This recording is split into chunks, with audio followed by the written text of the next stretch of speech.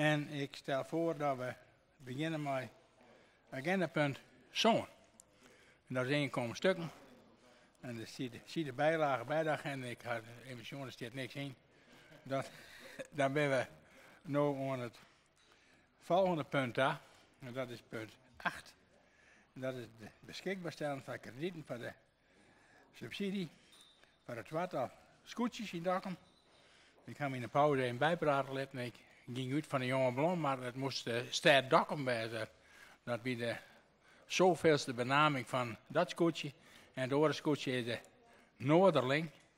En ik jou dat bij deze in bespreking. En waar mag ik daar het butto aan? Ik begin bij de heer Venema. Dank u wel, voorzitter. De Noorderling is in 1900 gebouwd op scheepswerf Gerrit Douwers Barkmeijer in Dokkum. Daardoor is het scootje een deel van de Dokkumer geschiedenis op maritiem gebied.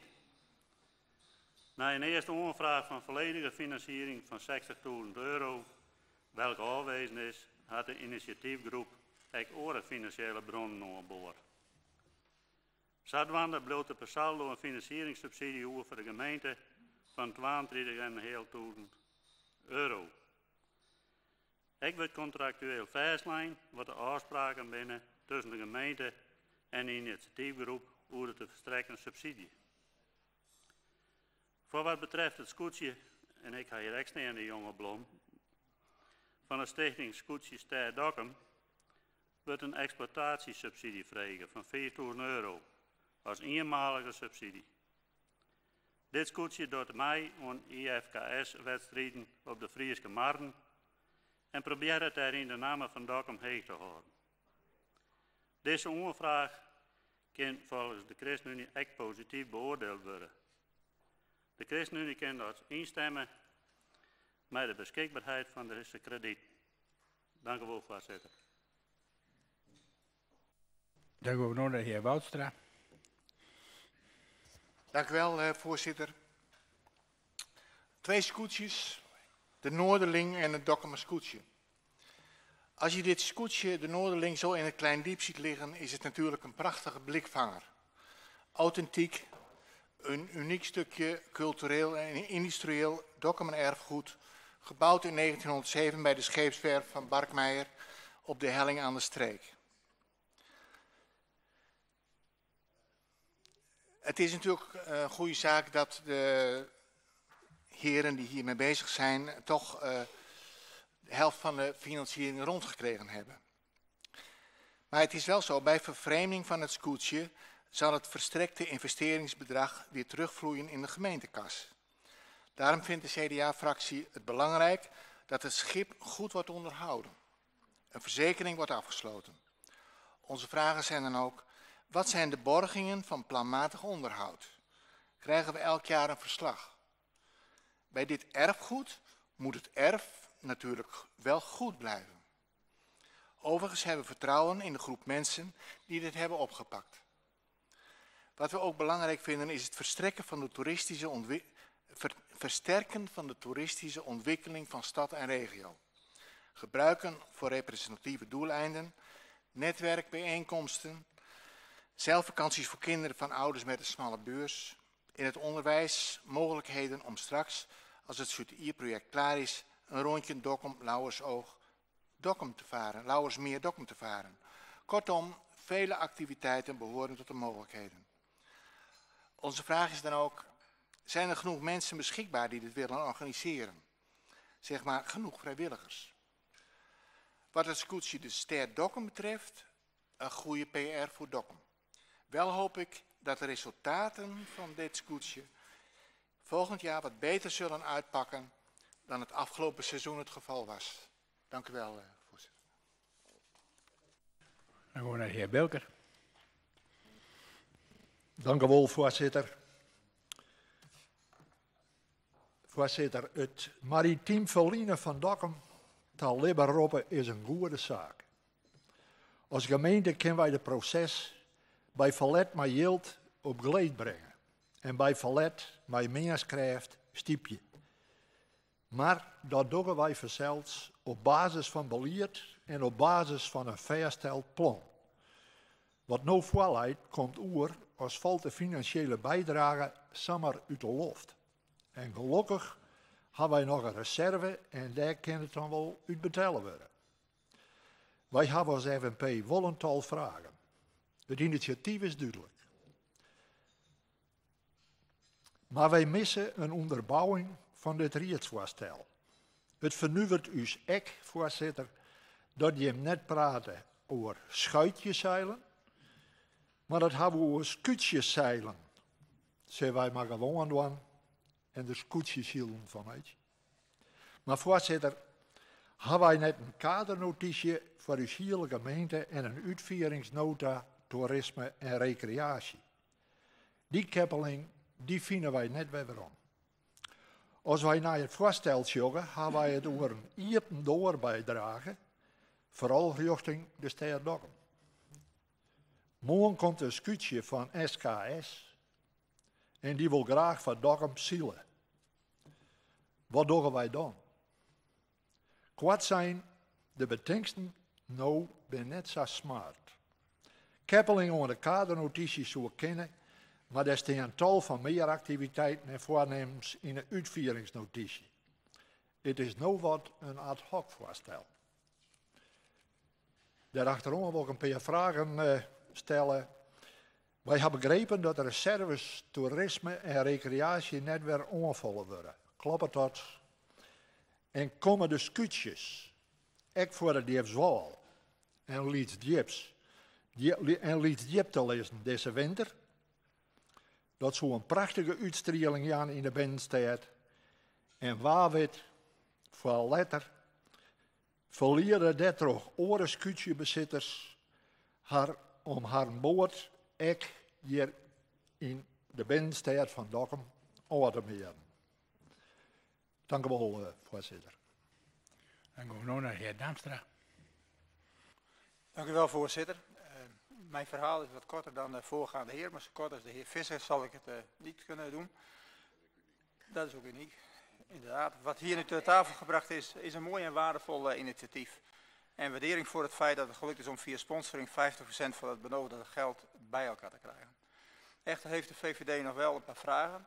De vraag is echter ook door de heer Beker gesteld waar de financiële onderbouwing van het scootje de Noorderling is en hoe dit wordt gecontroleerd. En wat betreft de stad Dokkum is het enige argument om aan de IFKS mee te doen de bekendheid voor onze stad Dokkum te promoten. Dank u wel, voorzitter. Dan krijgen we de heer Visser. Dank u wel, voorzitter.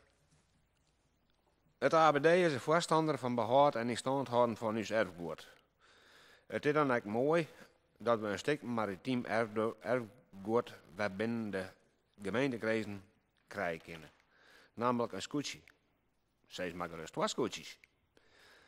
Echter gaat dit net aan elke prijs. Er kwam een verzoek binnen van enkele initiatiefnemers over de aankoop van een scootje de Noorderling. Had de gemeente even mijn poedieel door de brei komen. De riet en college die hier wat nooit gedacht hebben. De initiatiefnemers hadden wensen van riet en college ter harte genomen en ben ontwerp gegaan. En wat bij betreft best daar behoorlijk in slagen. Nou even naar het scootje de stad Dokkum. Ik was een prachtig initiatief. Vanuit deze stichting komt een verzoek binnen voor steun voor een bedrag van 5.000. Eerst voor dit jaar en mogelijk voor een langere periode. Dit hing het er onder oren van als het scootje ongeschaft wordt. En dat is het zelf keer.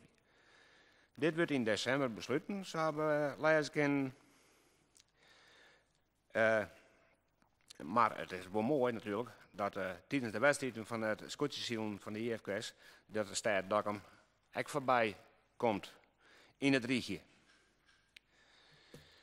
We hebben wel een vraag. Als er maar instemt wordt om het verzoek in te willigen, schept dit dan ook een precedentwerking voor andere mogelijke aanvragers? Tot zover, voorzitter. Dan gaan we naar de heer De Vries. Ja, dank u wel, voorzitter. Scootjes.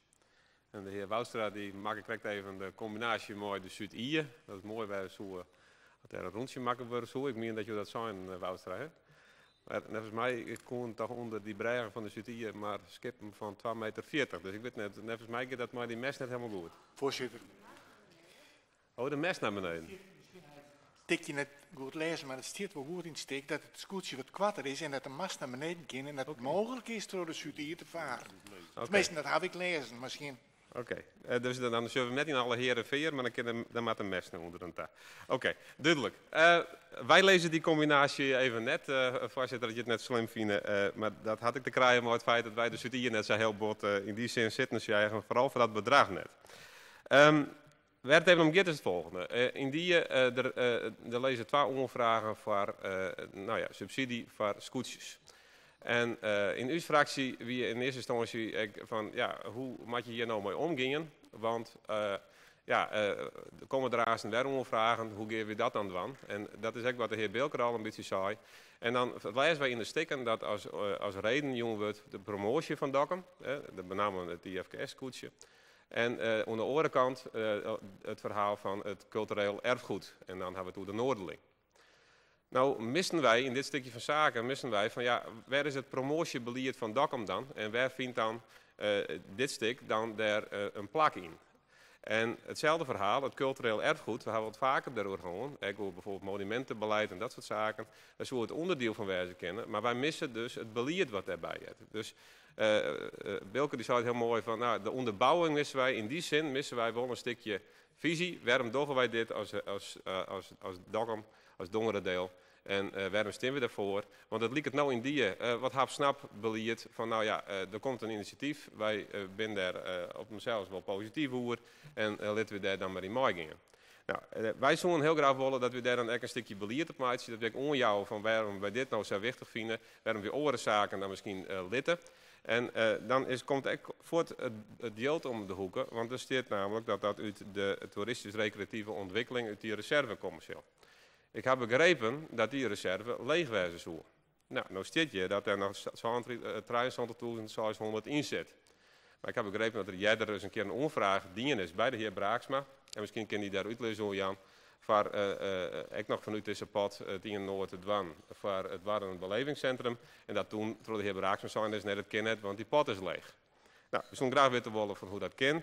Want dat is dan van, hey, waarom dan het injebol en het oren net? Ik onder de dik volgens mij, of oerendik, zeg je het, oerendik, had dan volgens mij er yield uit diezelfde pot gekregen. Maar misschien hebben we het oren reserve. Misschien kan de heer Braaksma het uitlezen. Ook in de stikken lezen wij dat er staat van een tassissing van de heer Braaksma, maar misschien is dat een slip of de pen, dat er €30.000 wat tas zijn is. Nou, we zouden heel graag weten willen hoe dat dan kan. Dat er zo staat, want dat lijkt erop dat wij alleen hier dan nog maar ja of nee zeggen mooi, want de tassissing luidt er allemaal zo. Nou, dat zouden we heel graag weten willen. Dan hebben we nog één vraag en we hebben ik jet, maar ik hoop dat dat gerucht heel gauw uit de wereld kan, dat er wat wijzen zal met de verzekering van de Noorderling. En dat ik het yield wat die nou luidt, dat ik daar mogelijk verbroekt worden zou. Maar misschien kun je jou daar wat meer over uitleggen, Jan. Wij hebben begrepen dat er een onvaring west is en dat er, dat door de verzekering net helemaal akkoord wie en dat er nog wat mooi moest. Nou, we zouden heel graag weten willen van, klopt dat verhaal wat ons mooi, dat gerucht wat u zo'n belangrijk, wie mooi de admiraliteitsdagen hebben begrepen, van u is wat u zo'n belangrijk heel gauw uit de wereld. Nou, ons af hier dus vragen. Dank u wel. Nou, mevrouw Klinkenberg. Dank u wel, voorzitter. Nou, over de geschiedenis ga ik nu niets meer zeggen. We hebben een prachtige presentatie gehad van de Noorderling, weliswaar. En ook niet over het erfgoed. Daar is al genoeg over gezegd. Wat ons opvalt is eigenlijk waarom deze beide aanvragen subsidie niet splitsen. Zodat de commissieleden het als 2 verschillende voorstellen kunnen beoordelen. En in de besluitvormende raadsvergadering over 2 voorstellen kunnen besluiten. Want dat kan nu misschien niet. Het is al genoemd, er is een, als ik het goed begrepen heb, een beschikbare reserve toeristische recreatie van 73.600. Het is al genoemd. Wij hebben over het scootje de Noorderling wat op te merken, maar ook een paar vragen. We zijn er heel positief over trouwens hoor. In het voorstel de Noorderling wordt genoemd dat de initiatiefnemers zich voor verdere aanvullende sponsoren tijdens de admiraliteitsdagen zullen inspannen Is hier al iets over bekend of is dat niet gelukt? Het is al heel veel, is er al binnengehaald, maar is dat inderdaad nog gelukt om nog meer tijdens die admiraliteitsdagen te genereren? We weten wat de subsidie tot nu toe is, die 32.000. De begroting en de exploitatiekosten zijn toegevoegd in het voorstel. En dan door het honoreren van het subsidieverzoek door de gemeente zal, zoals in het voorstel staat, medewerking verleend worden aan de aankoop en het direct overgaan worden tot de oprichting van een stichting. En is het niet aan te bevelen dat wij van tevoren die statuten kunnen bestuderen? Of hebt u dat gezien en zegt u van daar heb ik alle vertrouwen in? Normaal gesproken is dat eigenlijk wel de gang van zaken. Over de exploitatie, inclusief het onderhoud, daar staat heel duidelijk in, dat zal jaarlijks verantwoording worden afgelegd. En is er op dit moment sprake van een hellingrapport? Ik heb er zelf in het verleden wel eens wat mee te maken gehad. Je kunt het wordt wel genoemd, een hellingrapport, maar je kunt voor zeer onaangename verrassingen komen. En dan is de vraag, zo ja, welke datum? Hoe lang is dat hellingrapport geldig? Want dat moet gewoon om de zoveel jaar weer gebeuren. Het wordt wel genoemd in de exploitatiekosten. CDA noemt ook al die vervreemding, dat daar een goede regeling voor is, wordt genoemd. En nou ja, mij viel ook op het woord verzekering. Is die goed verzekerd? En kan het verzekerd worden? Want dat is met woonschepen en schepen soms wel heel lastig. En dan komt het volgende. Deelt u onze mening dat nu er sprake is van het groot onderhoud, wordt genoemd aan de Wierumer-Aak. Niemand noemt het, maar waar onze gemeente ongelooflijk veel financiële middelen in heeft gestoken, dit ook prioriteit verdient. Om hoeveel geld zal het dan gaan? Houden we nog wat over? Blijft er nog genoeg over om dat onderhoud ook aan te pakken, want daar hebben we zoveel geld in gestoken en het wordt zelfs in de uitleg genoemd. En wat is het standpunt van het college wanneer er dit jaar nog een aantal soortgelijke scootjesaanvragen worden ingediend? De FNP noemt het ook al. Mogelijk moeten andere aanvragen bijvoorbeeld vanuit de dorpen, er kan wel iets heel leuks, reserve toeristische recreatie uit de dorpen komen, bijvoorbeeld een bankje in Wierum, dat wat steeds afgewezen wordt. Is het nu niet zo van wie komt wie het eerst maalt? Het eerst komt eerst maalt. Want er werd ook gezegd dat dit eenmalig bedrag is en niet meer aangevuld wordt. Dat hebben wij ook begrepen. Dan over het Dokkum-scootje. Schept de gemeente Dongerendeel niet een precedent wanneer de subsidie van €5.000 aan de aanvragers verstrekt wordt? Is dit voorstel niet handig ingeschoven bij het vorige? Kan elke hobbyclub dus bij de gemeente aankloppen? Ik wil niet negatief zijn hoor, maar zo komt het een beetje over. Via een naamsveranderingstruc wordt er dus een aanvraag tot subsidie gedaan. Wat moeten wij ons voorstellen bij de promotie die genoemd wordt? En is het besluit om hier als thuisbasis te bieden al niet voldoende? En volgens mij was het ABD die zei van, we hopen dat nog veel meer scootjes hier de thuisbasis vinden, maar moeten wij iedereen gaan subsidiëren? Dat is de vraag en ik wacht ook op het antwoord. Ik bedoel het niet negatief. In het raadsvoorstel wordt gesproken over krediet en subsidie. En dat vind ik een beetje vreemd, want een krediet, dat moet ik altijd terugbetalen aan de bank. En een subsidie is een subsidieverstrekking. Dat viel mij op. Dank u wel, voorzitter. En dan zijn we nu bij de beantwoording van de vragen. Wethouder Braaksma. Ja, dank u wel, voorzitter. Nou, zo ga je al geen boord en zo ben er samen een paar scootjes. Het is in de tijd, denk ik, begonnen met een motie van de ABD die pleitte voor een bruine vloer winterdags hier in de stad. En dat ging er eigenlijk om meer reuring in onze mooie stad te krijgen. Want reuring hebben we verlet van. Er was toch het FNP al verwezen, er zit al geen verbonden in. Maar, en de heer De Vries die had een derde daarop, maar je gaat morgen al dit vaststelt. De kadernotitie, recreatie en toerisme. Daar stond het ook in verneemd. Dat houdt net altijd in dat de gemeente het maar het kan ook een ondernemer wijzen. In dit geval zijn het dus ondernemers of mensen die iets opzetten willen, mooi typen En die vregen nog stiepen van de gemeente. Dus het voldoet wel aan de eisen die hem zelf ook verslijn had. Dan wil ik even naar de ChristenUnie, die vreegt over subsidie. Die stemt bol in, die vrij positief. Nou, voor de stad Dokkum, dat is €4.000. Doen we dat aan vaker, dan zullen er voorstel komen in de voorjaarsnota.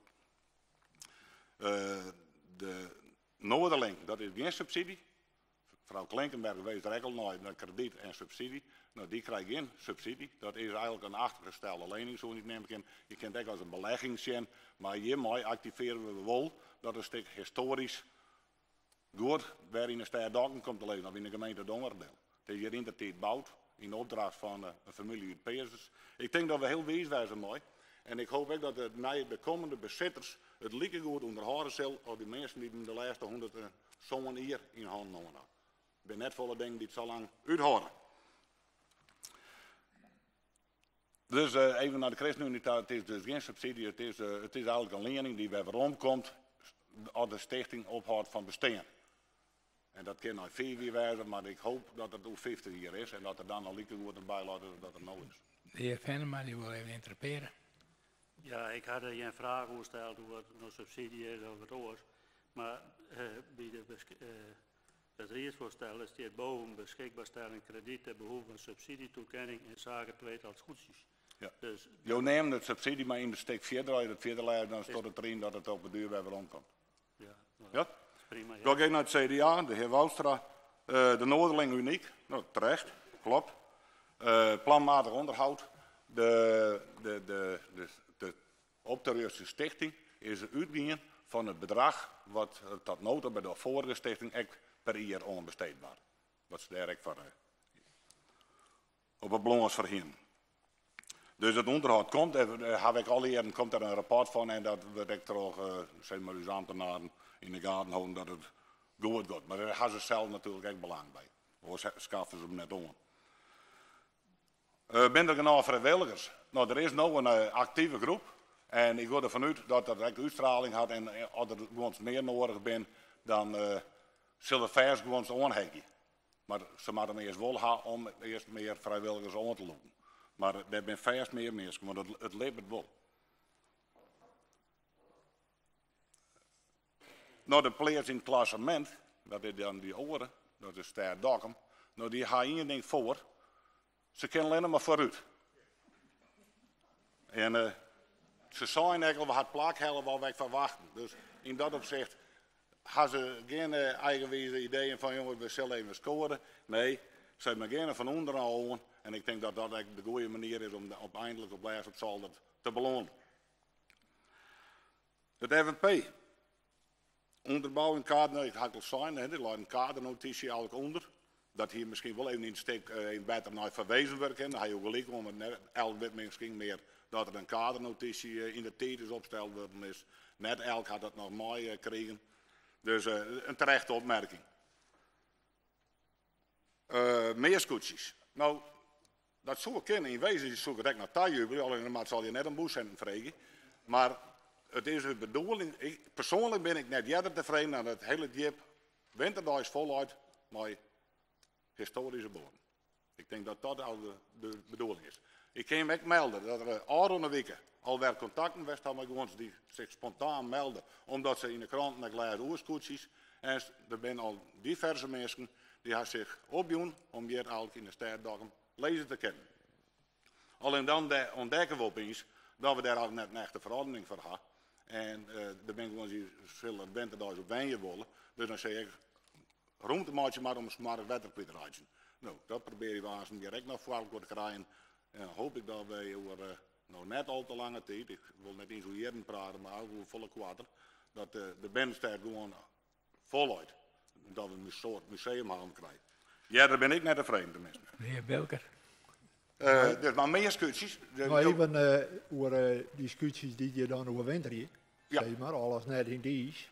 Soms ook in die is, wat hoop je. Ja. Maar wordt er aan een actief beleid op ruchten? Nou, dat zou een mooie opvolging zijn of zo. Hoe bedoel je actief Nou, beleid? dat je de boer opgaan. Nee, zeker. Ja, zeker. Dat bedoel ik. Ja, nee, maar die contacten ben er al. Bouke Dijkstra had het eerste gesprek nog een week al hond. En maar de administratiedagen ben ze echt bij de ambtenaren best om te vragen wat de mogelijkheden in de dakken zijn. Dus in wezen, het kan net moeilijk. Dat er meer scootjes komen, nou dat hebben wij eigenlijk onderlijk al zijn dit doen we op het scootjegebied. Alleen dat staat net in de steek. Dus ik zou me voorstellen, ik kan daar een amendement op zetten, met de eerste vergadering aan en dan zeggen nou, wethouder of colleges, dat staat vier en geen meer scootjes zeggen. Net die wij financieren. Voorzitter. Heer Van der Haar. De heer Braksma loopt ook wel wat langer mee en weet dat presidentwerking zich niet laat verankeren in een raadsvoorstel. Want in principe is het, iedereen heeft gelijke rechten. Dus stel dat er een scootje zou komen en we zouden dat in een raadsvoorstel vastleggen, dan denk ik dat de rechter daar de vloer mee aanveegt. Maar goed, dat even terzijde. Wij gaan altijd naar de reet met dit soort dingen, sowieso dat er hulp nodig is. En dan ben je ook degene die het laatste woord had. En daar wil ik het maar graag bij leden, bij degene die daar reageert mooi. Mevrouw Klinkenberg, wil je ook nog graag een vraag stellen? Ik had dezelfde vraag als meneer Van der Aar, want u kunt wel zeggen streep eronder omdat het geld op is, maar... Nee, dat zou ik net zo aan het deel op is. Ik zeg alleen nog, dat kunnen wij besluiten dat dit de laatste kwaad bent die we op deze manier sponsoren. Ja, maar de vragen worden natuurlijk niet voor niets gesteld, ook door mij, van schept u niet een president om dit te honoreren? Want het is prachtig allemaal, maar... Je schept wel een president en dan ben ik het wel met meneer Van der Aar eens. Wat hangt er dan boven uw hoofd als je dat doet? Dus ik zal er toch maar eens over nadenken. Ik denk net dat we een president hebben, voorzitter. Mevrouw Hanemeyer. Voorzitter, dank u wel. Nou, ik wil me toch aansluiten bij de VVD en de PvdA, want dit is natuurlijk wel ontzettend belangrijk. U maakt er wel een grapje van, zo van hoe meer boter, hoe beter. Ja. En dat ben ik ook wel met u eens. Maar u zegt zelf, als ze allemaal om zakgeld komen vragen, dat gaat niet. Dus die presidentwerking, daar denk ik ook dat meneer Bilker van de FNP op doelde, van wanneer geef je nou geld en wanneer doe je het niet. Dus er moeten bepaalde criteria's onder liggen waar iemand aan voldoet of niet. En ik denk dat u dat ook bedoelde, of niet? Nou, we hadden deze criteria erop loslaten dat de ene de stad Dokkum promoot, oftewel Dongen wil promoot met varen, met ziel, en de oren met een historisch boord is die we direct verbroeken wil je voor uw eigen band en om jou. Ja? Mevrouw Hanemeyer. Ja. En dan denk ik toch dat het goed is om die eisen zeg maar vast te leggen. Dat zei meneer De Vries ook van Dongeradeel Sociaal, om te kijken van kunnen we dat toetsen. Ook in het vervolg. Als je dat niet hebt, dan blijft het inderdaad kieskeurig. Zo van nou, deze komen nou eerst. En degene die een half jaar later komt, dat kan niet. En voor de exploitatie, €5.000, er zijn natuurlijk ook wel heel veel ondernemers die kunnen ook wel €5.000 gebruiken.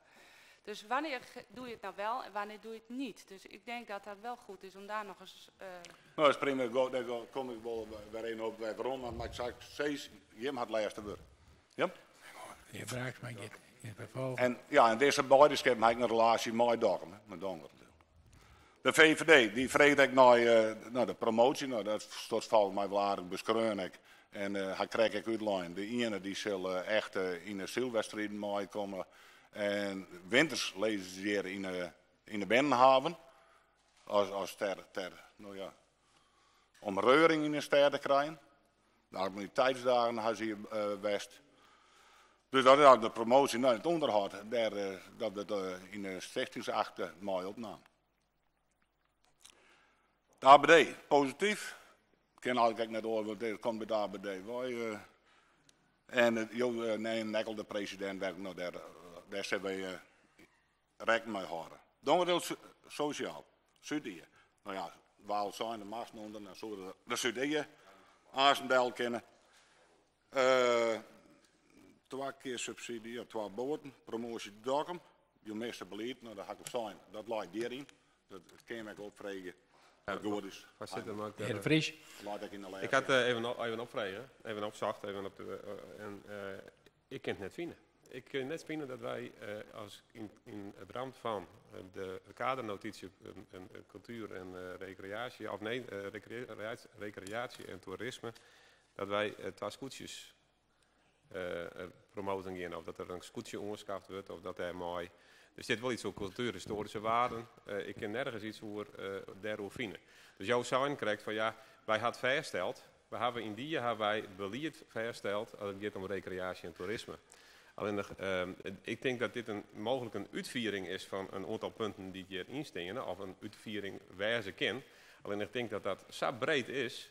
Dat, ik daag jou uit om mij te vertellen waar het precies was dat wij daar al jaartjes zijn. Ik kan het net vinden. Nou, dat ken ik je aan zoals William Shenleden. Maar bij punt A op bladzijde 5, daar staat maritieme historie, administriteit, historische boten in binnenstad. En dan gebruikt helling. Ja, oké. Dus het is bedoeld ter promotie van de recreatie. Maar daar ben ik mooi eens. En dat heb ik, die passage die heb ik in die vond. Het is één passage dat er wedstrijd of dat er cultuurboten of cultuurhistorische boten in de lezen. Maar dat is een oording als dat wij zeggen van we jou de yield doen. In die zin van dat we zeggen van wij hebben ons eigen boot die we op die wijze subsidiëren of wat dan ook. Je kunt zeggen van wij hebben een bruine vloot in de winter, die hier we nou ook wel eens. Nou, dan vreemd ik dat de schepen hierheen komen. Maar dat is wat oors is wat jou, en daarom even in reactie op wat jou krijgt zijn, want je zei het heel duidelijk. Zeg van, het beleid zit in die kadernotitie. Ja. Nou, ik denk dan wordt die er wel graag bij haar. En in die hebben wij daar doen wel over praten. We hadden toen ook onjong van dit zo mooi wezen en dat zo mooi wezen. Dat een promotie. Ik hartstikke mooi. Alleen dan is wel de vraag, hoe is het verder dan uitvierd? Welke oorzaken in een promotie hebben we de laatste jaren dienen? Hoeveel geld is daarheen gegaan? Dat geldt ook voor de cultuurhistorie. Wat hebben we daarom dienen? Waar is dat geld heen gegaan? Zodat we het integraal bezien kunnen. Wij missen dat als fractie, het integrale afweging in dit stuk van zaken. Want dan kom je ook in de meter met wat het CDA zei. Want dat je net aanstaan krijgt van een presidentwerking dat er weer een initiatief komt. Want dan heb je helder deadline van waarom je bij het doen. Nou, in het uitvoeringsprogramma, voorzitter, wat ik nog krijg opleiden, daar staat ook dat we dit stimuleren moeten. Alleen het gaat net altijd in dat de gemeente het doet. Ga ik in het begin zijn. Alleen in dit geval vragen we hem om hier in mei te gaan. Je kan natuurlijk al iets zien werken. Maar en jou neemt, en dan, want ik kan wel een bij opblijven. Je zijn het waar een belevingscentrum. Nou, gelukkig weer een ambtenaar bij. En die zal sowieso zeggen dat ik die woorden net broek heb. Net dat het fonds leeft, maar wel dat wij net een gebouw opknapt worden wat net van een stichting is, maar van een oor. En toen had ik wel de mensen geadviseerd om oren dingen te doen. En ik heb van een week nog met deze mensen gepraat en ik ben er druk mee bezig.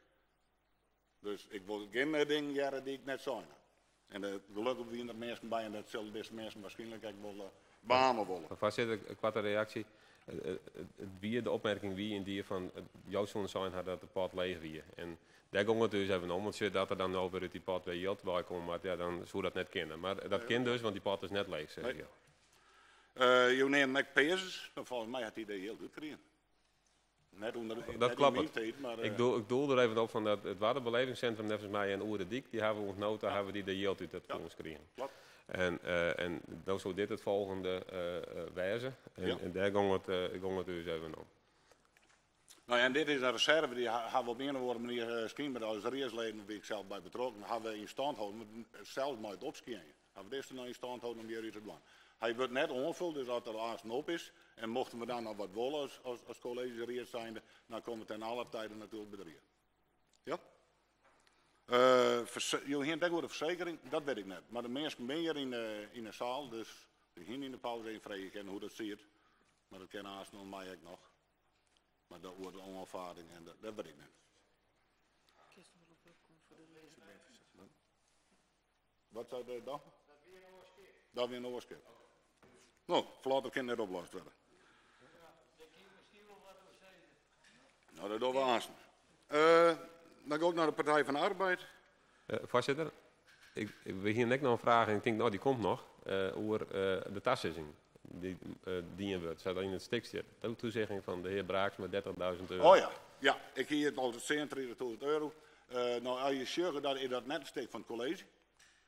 Maar ik ga er ook al naar de mensen naar wezen, dat gaat zij opschrijven. En dat komt uit voort, uit de presentatie hier doen. En toen had er hier zijn, de helft met mensen bij de initiatiefnemers bij komen. Toen ben ik later naar de eerste gegaan, had ik nog maar de mensen gepraat en ik zei, de hier weer helder, duidelijk. Nou, je moet de helft zelf minimaal opbrengen. Dus mijn oren worden, had zij invult, nou, het Braaksma zijn, de helden. Maar het komt al bij hem hoor. Dus ik verwoord je alleen maar wat die hem verkondigen. Ja. Partij van de Arbeid. Partij van de Arbeid. Nou, dat met tijdsdagen, zij daar doen meer subsidianten voor, dat weet ik net. Maar ze hadden wel vaker hun best verdiend. Elk had ik aan boord komen kennen, had verschillende mensen best. En ik had alleen maar positieve loeren weer. En wij dagen denk ik nationaal dit stichtingbestuur uit om gewoon de vader in te houden. En lukt het net, dan zul je maar bij heel binnenkomen. Dan wordt het verkocht. Je zou ook iets voor de Weermeraak. Die is officieel net niet meer in onderhoud bij de gemeente. Die is bij het administratiehuis, bij het museum. Daar is alles van dak maar omheen hier. Mag ik daar wat over vragen? Dus het komt hierop neer, het wordt genoemd in het stuk, dat onderhoud de gemeente geen geld meer kost. Dat hangt het, nou, stel dat er al een aanvraag komt, dan komen we altijd bij de reer. Ja, maar officieel is dat net. Nee, hij is net bij de gemeente met thuis. U bedoelt dat hij niet meer in bezit is van de gemeente?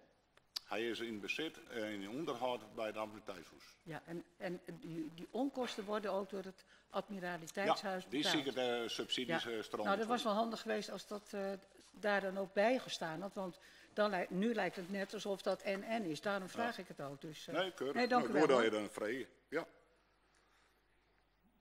Ik denk de promotie naar winters sowieso dus hier in de stad. Maar ik denk ook dat deze mensen, en dat haar vaak liefhebbers, die zijn heel druk met hun liefhebberij bezig. En dat zal ik een uitstraling haasten, hoop ik op het Lauwersmarkt. Ze ben ik van plan om haast het scootjesiel nog breder hieruit te zetten. Takend hier in de scootjesiel op het Lauwersmarkt. Maar daarnaast proberen we, dat is in de fjouwer hier de bedoeling. Maar deze initiatiefgroep is echt van plan om haast een keer vaker reuring te gaan.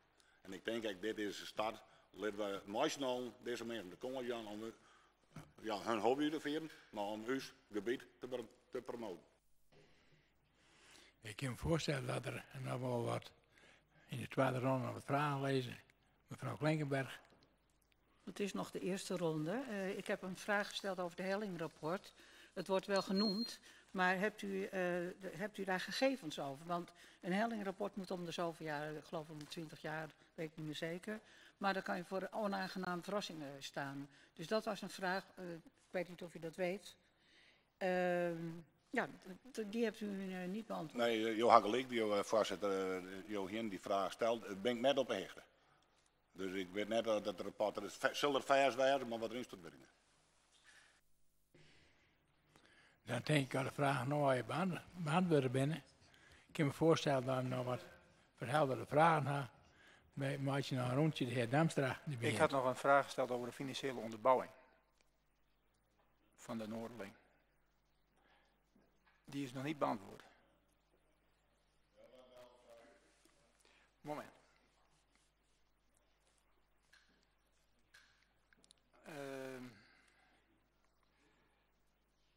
Dat is nou van die iPad, die gaat in de slaapstand. Waar is de financiële onderbouwing van het scootje de Noorderling en hoe wordt dit gecontroleerd? Waar is de financiële onderbouwing van het scootje de Noorderling en hoe wordt dit gecontroleerd? Die vraag was ook door de heer Bilder gesteld.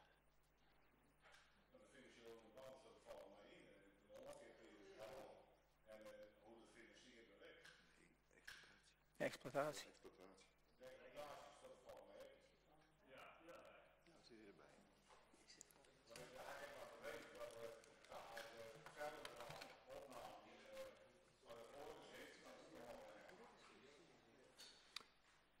Kunt u me aangeven waar die dan staat?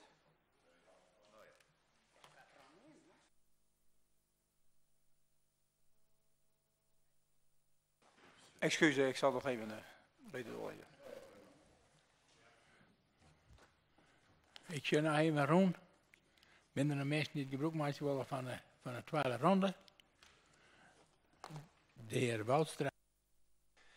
Nou, het CDA bedankt de bevlogen wethouder voor de antwoorden. En we zullen alles meenemen en we willen graag dit als bespreekpunt maken voor de volgende raad. De De heer De Vries. Ja, voorzitter, dat weer uw opmerking. Wij willen heel graag, waarom hebben we in de fractie, om dit even weer opnieuw te bepraten. En dan graag het bespreekpunt in de RIE. De heer Wilker. Wij kunnen het onderschreeuwen, voorzitter. Wij willen nou even de klam lezen bij de presidentwerking voor oorlogsgoedjes, dat er wel goed even onttocht wordt. Verder extra een bespreekpunt voor de RIET. Dank u wel. Dan neem ik aan dat we nog voldoende informatie gaan hoe over 3 weken hier een besluit wordt nemen. Dan gaan we naar het volgende punt. En dat is de begrutting van de gemeenschappelijke regeling van de DDFK-gemeenten. Waar wil daar het woord worden?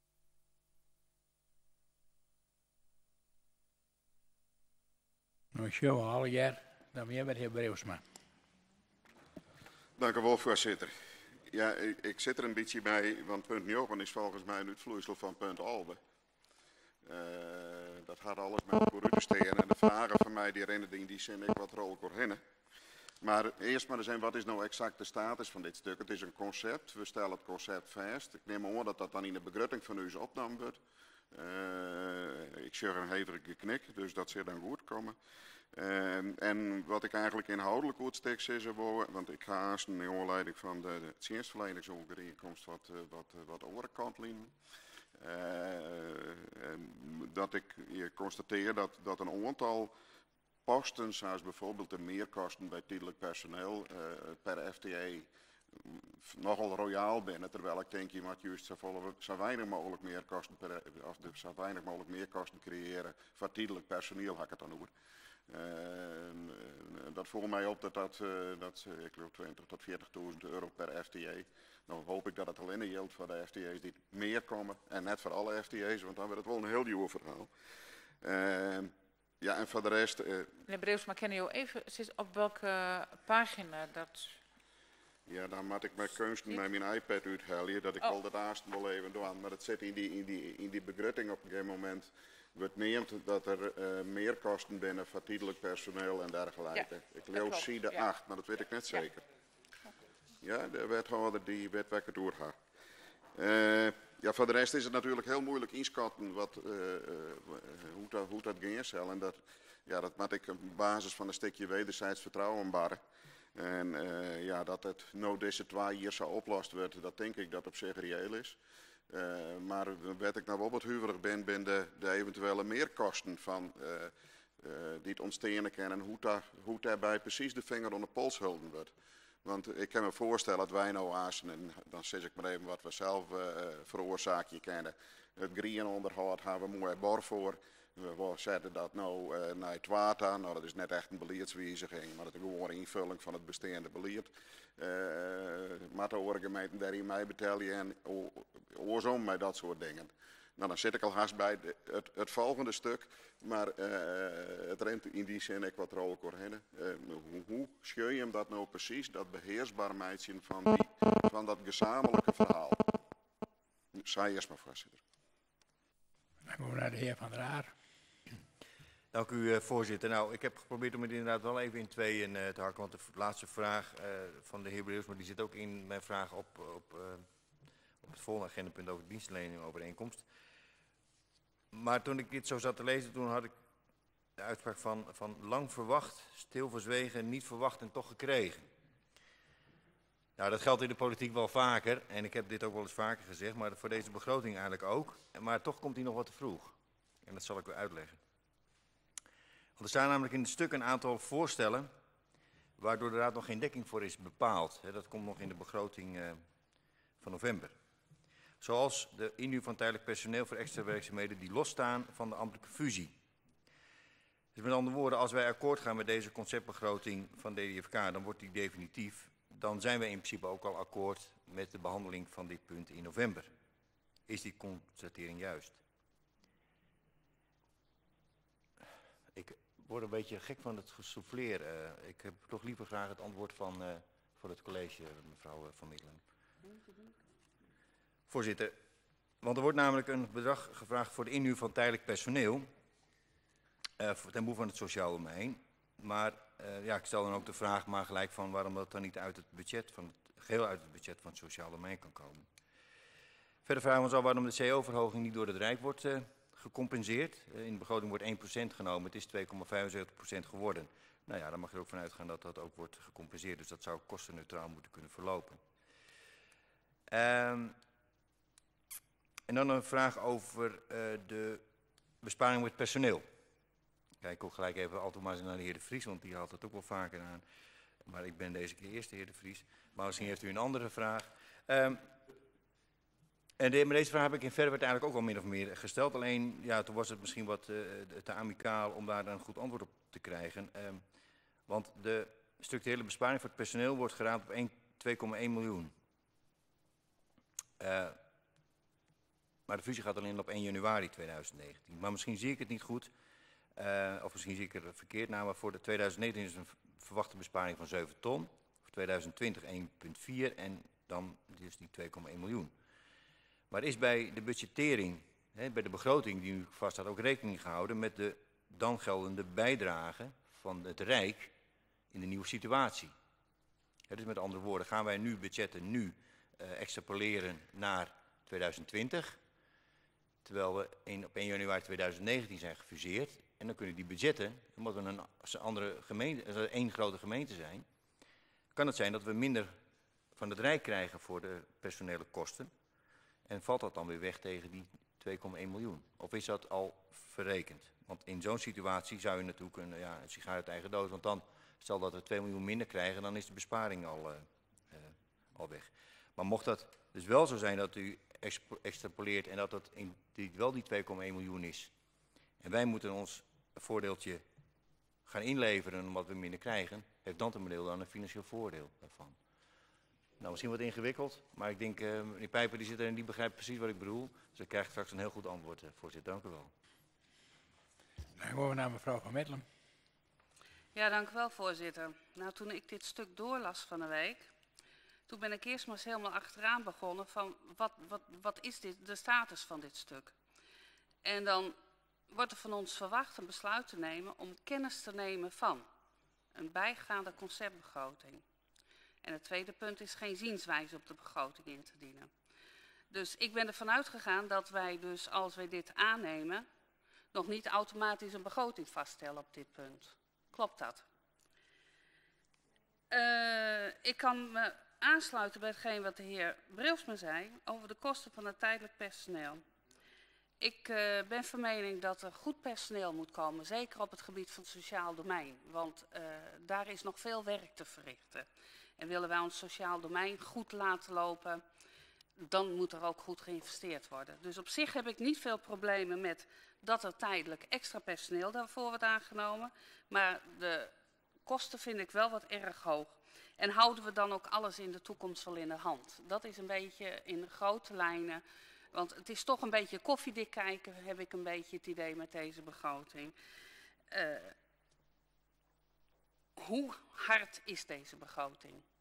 Dat is een beetje waar ik mee worstel. Daar zou ik graag antwoord op willen hebben. Dan gaan we naar de heer De Vries. Ja, dank u wel, voorzitter. Ja, in die wat mevrouw Van Mettelum al zei in de oren al, wij worden vregen om kennis te nemen van dit stuk en dan zienswijzen in te tjennen. Nou, de Onderdeel Sociaal had wel degelijk een aantal zaken waarvan wij zeggen, daar zullen we wel graag een zienswijze op in tjennen willen. En dat strookt ook mooi de opmerking die mevrouw Van Mettelum maakt. Wij vinden het heel wichtig dat het sociaal domein goed uitgevoerd wordt. En daar moet ook wat dus belangrijk extra kosten van maken worden. Alleen nog als het juist naar hoe het in het stuk zit. En we hebben dus en de begroting en het eerste stuk daarbij pakt. Want dit zijn de dingen die eruit pakt worden. De extra in hier voor het sociaal domein. En de extra in hier als het gaat om de ambtelijke fusie. Nou, om het eerste te beginnen. Wij kunnen net zien in hoeverre dat eigenlijk nodig is om in te hieren. Het zit nergens. Wij missen een totale onderbouwing van waaruit die kosten dan opbouwt binnen die daar staan. En het gaat beide keren om zo'n 8 ton. Wij zouden heel graag weten willen van hoe is dat opbouwd en waar worden daarvoor inhierd en in hoeverre had dat mooi dit hele verhaal te uitzien. Ook in relatie tot de bezuinigingen die daarna plaatsvinden. Dat kist uit precies hetzelfde verhaal. Ik heb weer horen voor de extra inzet van tijdelijk personeel om de ambtelijke fusie te begeleiden. Daarin zullen wij geen enkele onderbouwing van hoe dat zit. Zit er de heer Fridtjof Brave in dat bedrag?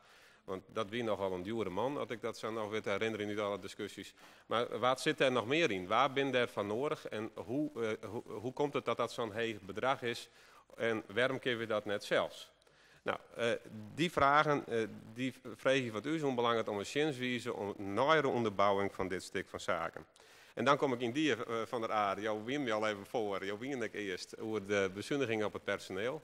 We hebben hier in deze rie wat minder ervaringen als deel sociaal met bezuinigingen op het personeel. Want dat zou eerst een 2,5 ton wezen, dan 5 ton en we zouden ze staan al op zo'n €150.000 je zitten, maar die komen we nou te kwad in de begroting.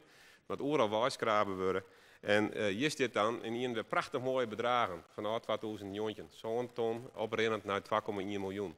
Wat de garages dat we daar zetten van nemen kunnen. Wij missen daar dus een onderbouwing van hoe je om die bedragen komt binnen. Hoe denk je om die zo'n ton eerst te komen of 1,4 miljoen en om die 2,1 miljoen. Omdat wij, ze staan gewoon een beetje wantrouwig binnen als dit wel helder wordt. En in die dan komen de vragen ook naar voren die de heer Van der Aas zei.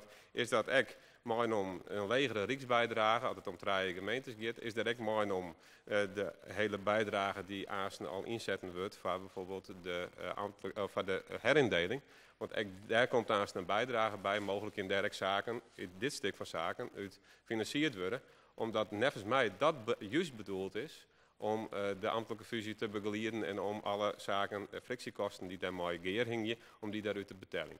Nou, daar zullen we graag antwoord op houden. Dank u wel. Dan gaan we naar mevrouw Klingenberg.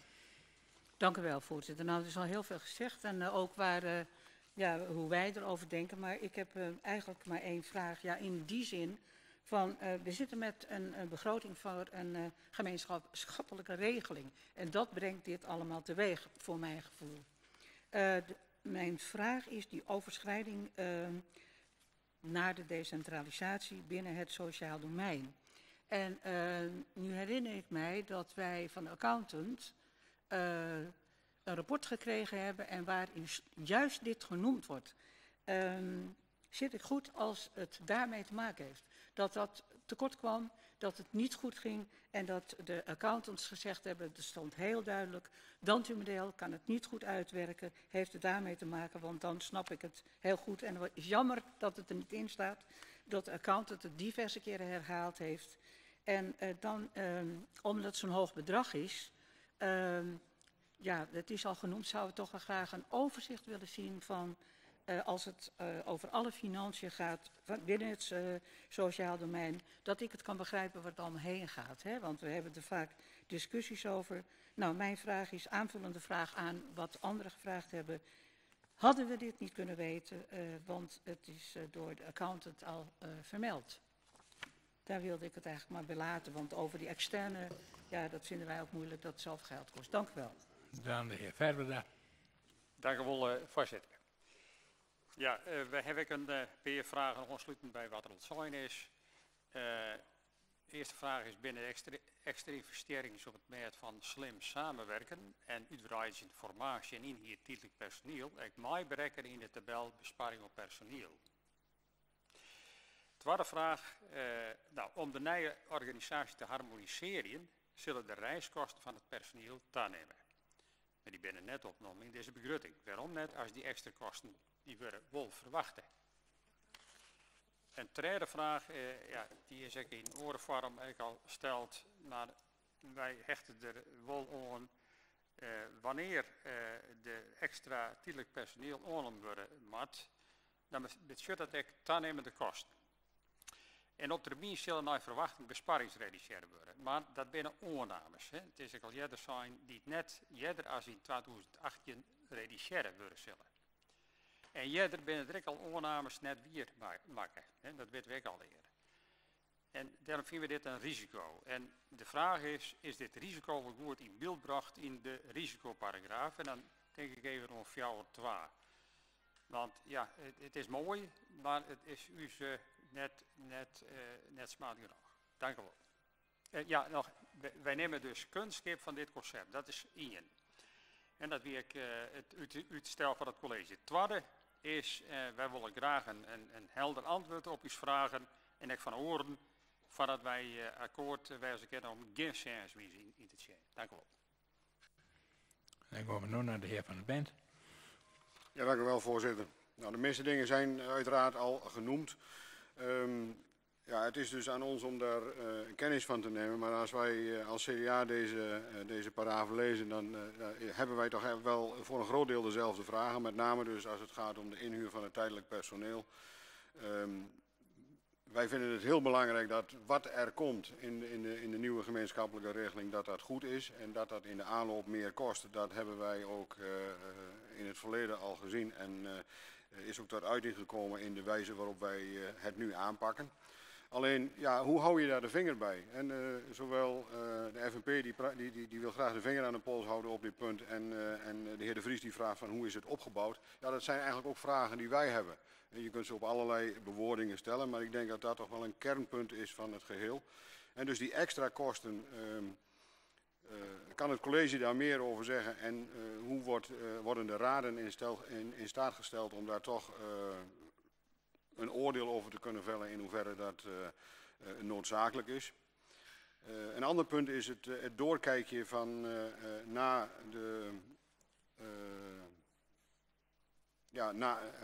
vanaf 1 januari 2019, dus na 2018. De vraag is eigenlijk gesteld door de heer Van der Aar. Ja, als we dan een bezuiniging kunnen realiseren, wat is dan het referentiegetal? En dat is eigenlijk de vraag die de heer Van der Aar ook heeft. Daar zou het CDA graag antwoord op willen hebben. Uiteraard nemen wij graag kennis van dit geheel. Maar ook voor ons is het zo dat geen zienswijze indien na beantwoording van de vragen pas kan worden beantwoord. Dank u wel, voorzitter. Nou, dan gaan we nu naar de Rode Kast van de tafel. En ik heb begrepen 12 portefeuillehouders. Ik moet even een verdeling voorstellen. Ik pak even het algemeen financiële. Ik in relatie naar de begroting die Jim tekening juster of Jood krijgen. Jood. Dan denk ik dat Harm-Jan Pijper het echt financieel technisch doen zal. En burgemeester Margemaande die pakt even het bestuurlijke part ervan. Nou, en dan zullen we even uitkomen en dan denk ik, hoop ik dat we aan het einde alle vragen goed beantwoorden. Eerst even het algemeen financiële. Terecht, mensen kunnen opmerken, het betreft een gemeenschappelijke regeling, maar een algemeen bestuur en een duister bestuur. En die stellen het vast, maar net zonder dat er hier de zienswijzen of betenkingen zien inbrengen kan. Nou, dat is de riet van het deel naar u staan. En ik zit in het algemeen bestuur, maar anders in het duister bestuur. En wij nemen dat mee. Ik bedoel, wij moeten dat verdedigen. Zo zit dat. Heel op basis van de vragen, nou je hoe 2 weken steeds over 3 weken denk ik niet de riet van dat en dat, maar de punten wij die je maar inbrengen moeten, dan is dat zo. Dan het verhaal van uw begroting. Dit verhaal zit helemaal in uw begroting. De begroting die Jim Jood kregen. Als we daar wat vervinden wordt bijgesteld, dan mag je dat bijstellen, maar een gemeenschappelijke regeling. En we binnen aan de letterkant, maar eigenlijk nog jaren wijze. Dan krijg je bijvoorbeeld mijn nef, hoe ze hem nemen op en die moet gewoon in de begroting verwerken worden. Het is een verplichting om die in de begroting te verwerken. Nou, dat is gewoon een feit. Dan is het verhaal echt nog eens een keer van, dit is een gemeenschappelijke regeling van een fusie, een ambtelijke fusie. Daarna krijgen we een bestuurlijke fusie. We hebben dat op volgend. Ambtelijke fusie, die gaan, nou ja, al je kosten, en daar kunnen we haast een antwoord op je hand van hoe dat zit, maar al je kosten maar gepaard. Maar die krijgen we net jaren waarom, als dat de bestuurlijke fusie een feit is. En dat zijn vaste bedragen. Die kunnen we nou net in de begroting meenemen, want dat moet eerst fuseren. Je krijgt Jood even zijn van, er zijn al je bijeenkomsten in de rand van de wet ARI, dat moeten we eerst terugrennen voordat we dat meenemen kunnen. Dat hebben we dus net in de begroting meenemen. Dat is iets, of we daadwerkelijk fuseren als DFK, dat op uw stak komt. Vervolgens zit er natuurlijk een risico onder een gemeenschappelijke regeling. En die zit in uw financiële paragraaf verwerken, in de risicoparagraaf van, ja, mooie zoveel kommers en zoveel bedragen dat we mis zitten kennen. En ik altijd een begroting, bloot een begroting, we bezieken daar zo dicht mogelijk bij te komen. Het is wel zo, en dan komen we aan, en dat is ik wat verder bedrijfsmissheid over de tjenstverleningsovereenkomst. dat wij zo dicht mogelijk beziekje bijna te blijven als 4 gemeentes. Ook in de dienstverleningsovereenkomst. We hebben steeds van, als wij maar bijvoorbeeld binnen wat we inbracht hebben, want het gaat uit van wat we inbracht hebben, net wat we extra doen, maar wat we inbracht hebben, naar verhouding. Als we stellen bijvoorbeeld dat wij iets op het green doen, dan zal de revenuen voor alle 4 gemeentes wijzen. Maar de frictiekosten die dat inhoudt, ook. Als dat hetgene is wat we doen op hetgene wat we inbracht hebben. Nou, dat is denk ik van hoe de systematiek werkt. Daar kun je bij de dienstverleningsovereenkomst wat van vinden, maar dat is wel wat in deze begroting zit.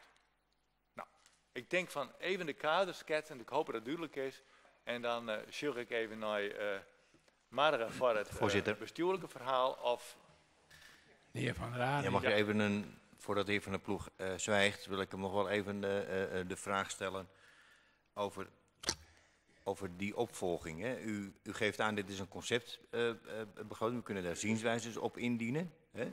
Ontwerp, het concept. Ja, oké. Maar stel nou even, ik neem even van dat sociaal domein, hoor, dat eventjes gewoon als technisch voorbeeld.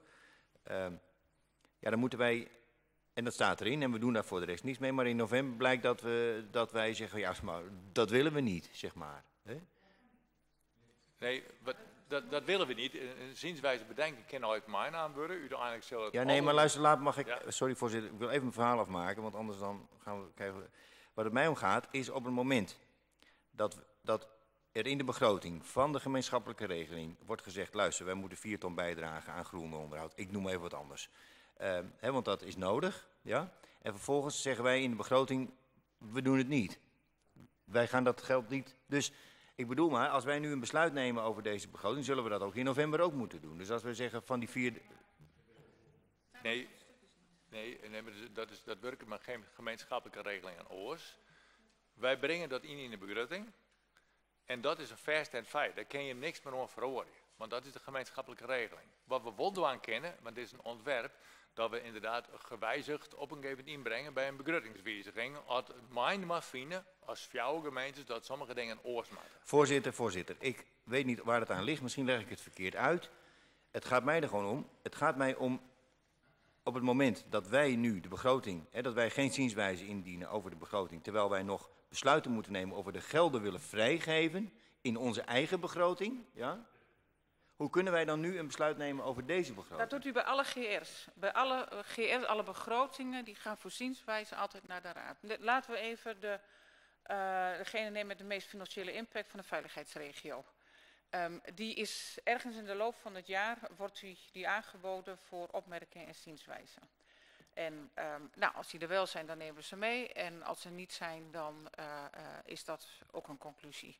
Vervolgens wordt in het algemeen bestuur van de veiligheidsregio wordt die begroting vastgesteld. En de consequenties daarvan gaan mee in de begroting die vandaag aan u wordt uitgereikt. Zo gaat het ook met deze. Dus u krijgt nu zienswijze, er komt nog een raadsbehandeling. Wat eruit komt, nemen we terug. Mocht het zijn van geen zienswijze, vragen zijn beantwoord of er is nog wel iets, dan gaat het terug naar DB. Maar DB neemt het besluit. En die consequenties van dat besluit, die gaan mee in de begroting. Nou, dit is het ontwerp en de consequenties zoals we het nu voorstellen, zijn in ieder geval geborgd in de begroting. Maar wat u daar verder nog voor vindt, kunt u via zienswijze aan de leden van het DB meegeven en die brengen het daar weer in. Klopt, maar dat van de A-site, en wil ik hem even helpen, maar dat is goed voor de duidelijkheid. Van wij besluiten bij de begroting van Lemmersezen in november om het green Lemmersezen maar 45% te bekwatsjen. Ik bedoel, het is wat oors, maar om 45% te bezuinigen. Nou, dan is dat inderdaad een besluit eigenstandig van deze riet. Dat wil zeggen dat dat omdat het personeel is van de gemeenschappelijke regeling, dat op een gegeven moment, dat is een consequentie daarvan, dat het mijn naam worden moet. Dan binnen de frictiekosten daarvan, binnen voor de hele gemeenschappelijke regeling, maar de opbrengst, de bezuiniging daarvan, ek. En dat zit in deze basis. Dus ik denk van dan even wat Jo daarin zei. Ja.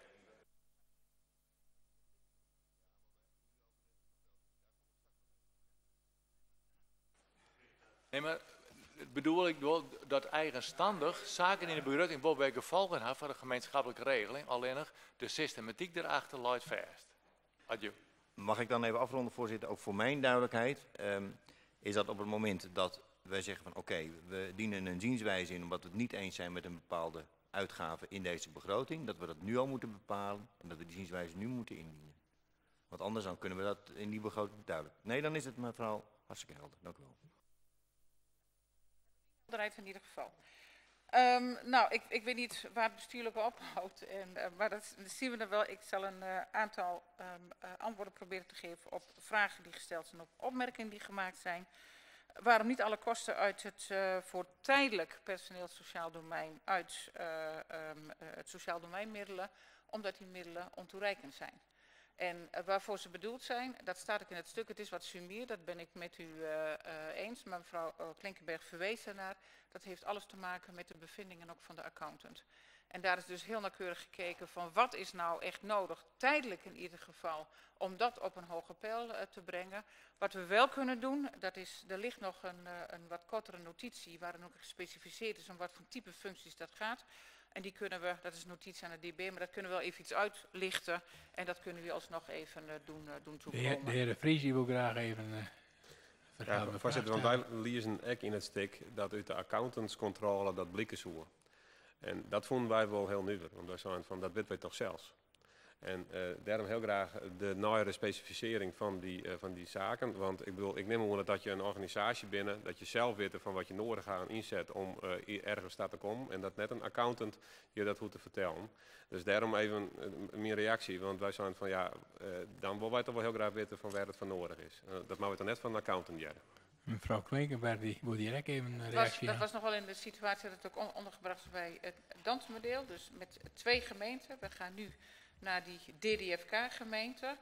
Daar met inbegrip van alle opmerkingen van onze accountant, maar ook de bevindingen in andere gemeenten. Nou, het lijstje dat u bijvoorbeeld kunt krijgen is welke type functies gewoon tijdelijk extra in geïnvesteerd moet worden. Nou, dat zal u niet verbazen dat daar het tijdelijk gaat om een consulent inkomen, een bijzonder controleur, een adviseur werkproces, et cetera. Maar dat kunnen we hier nog toe. En dan kom je ook exact uit op dat bedrag. De heer De Vries. Ja, want en dat is mijn vraag ook van een eerste plak.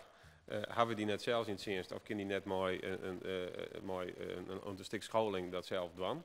Want dat is in. En ten tweede, ben daar net juist die kosten voor, die bijdrage die we krijgen voor de herindeling, als die eronder komt. En volgens mij is dat een bedrag van 1,4 miljoen al een mooi ingang van 2018. Dus ben jij dan deze bedragen het voor? Want het lijkt het nou dat het extra komt bovenop wat wij al bijdragen.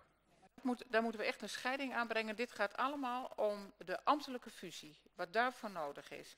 Dan weten we dat, en dat geldt voor bijna alle gemeentes in het land, dat daar nog het nodige moet gebeuren. En als we dat niet op gaan pakken, zoveel is mij wel duidelijk, ook al zit dat sociaal domein niet in de portefeuille van mij, maar dat wordt door iedereen gedeeld, daar zitten tekortkomingen. En die zijn nu goed in beeld gebracht om die zaak, ook als het gaat om werkprocessen, het financieel beheer, de controle en dergelijke, om die op een hoger plan te brengen. En dat geld zit niet in de huidige budgetten. Daar hebben we tijdelijk die extra formatie voor nodig. Die kan voor een deel uit de budget worden gehaald, maar voor een ander deel matcht het gewoon niet met de beschikbare gelden. Dus is daar tijdelijk extra voor nodig. Als het gaat om de herindeling, want dan zitten we op het terrein van de bestuurlijke fusie. Die komt in tranches naar ons toe, maar daar gaat het. Want dit zijn kosten die losstaan van een ambtelijke fusie. Want ook als we niet zouden fuseren, bestuurlijk zouden fuseren, zouden we die kosten gewoon moeten maken. Die kosten die we terugkrijgen, dat is het budget wat in het stuk ook nadrukkelijk wordt genoemd. Dat is ATD, 1 uur tijdelijk personeel, als gevolg van de, even kijken hoor, dat zijn die frictiekosten die ook met name als frictiekosten zijn bedoeld. En daar wordt op pagina 4 bovenaan ook gezet. Daarvoor krijgen wij, die kun je in beeld brengen, die kun je inbrengen bij het Rijk. En op het moment dat die bestuurlijke fusie een feit is, dan komt dat in tranches terug. Daar profiteren dus de gemeenten van die gaan fuseren, die gaan herindelen. Daar profiteert Dantebedeel niet van. Maar daar hebben wij al niet van zijn. Op het moment dat je eerst ambtelijk fuseert en dan bestuurlijk.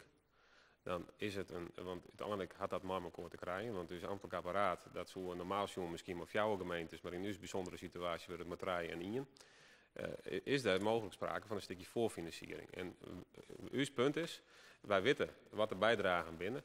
Wij zullen zeggen, als het gaat om extra in hier voor de ambtelijke fusie, ik lees dat even los van het sociaal domein, dan zullen we dat graag willen dat dat daar ter leste komt. En dat kind pas per 2018, dat klopt. Maar ook daar kun je mogelijk iets op verzinnen, want dat vind ik in de stikken nou net weer waarom dat ik daar een waarom-rekening zie. Maar dat kunnen mij lezen. En de tweede is het zo van dat je het houdt over extra in hier voor het sociaal domein. Dan zullen we graag zo'nzelfde listje zien willen van waar dat dan van nodig is. Ik ben mooi, is die expertise net in huis? En waar hebben we die dan van nodig? En net alleen op basis van een accountantsrapport alsjeblieft. Dank u wel.